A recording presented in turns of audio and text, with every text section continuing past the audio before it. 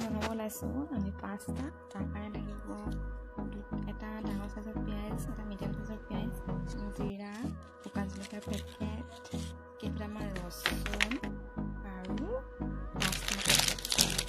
আপোনাৰ কিচেন কেটচআপ এটা অলপ ইউজ কৰিম, কিচেন কেটচআপ অলপ ইউজ কৰিম, চয়া চচ অলপ ইউজ কৰিম।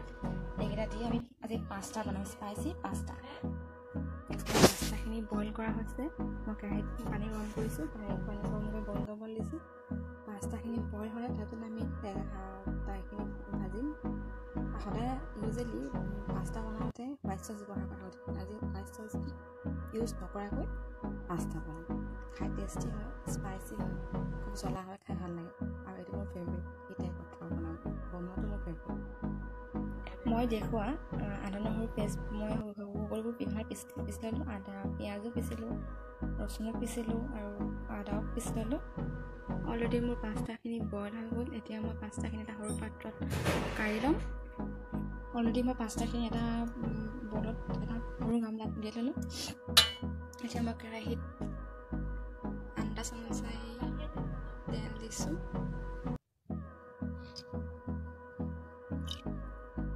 তেলখিনি গৰম হৈ আহিছে। মই ইয়াত এতিয়া বটলত ঢালিম দিম পিঁয়াজ পেষ্টখিনি।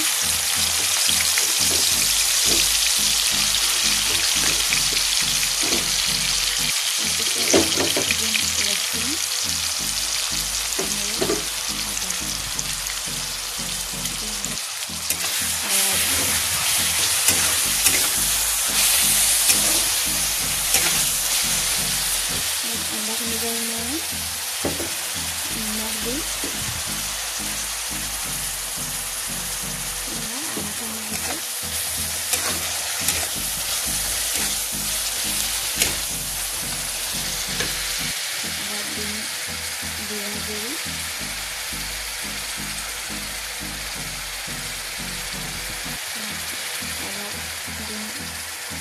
জলকীয়া দিলোঁ। যিমান জ্বলা খায় আমাৰ জ্বলা বেছি খায়, বেছিকৈ দিছোঁ।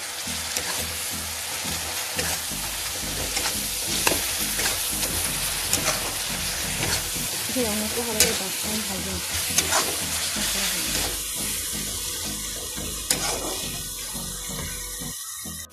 অলৰেডি আমাৰ মছলাখিনি ৰঙা হৈ আহিছে। এতিয়া তাত মই দি দিম কিচেন কেটচআপ, টমেটো চচ অলপ মিঠা টেঙা সোৱাদটো আহিব। টমেটো চচ দিলোঁ। অলপ দিম চয়া চচ। তেনেকৈ লৰাই দিম। গোটেইখিনি মিক্স লৰাই দিছোঁ। এতিয়া আমি পাস্তাখিনি ঢালিম।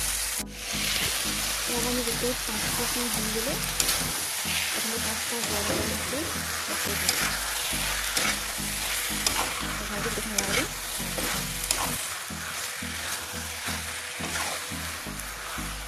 ধুনীয়া কালাৰ এটা আহিব,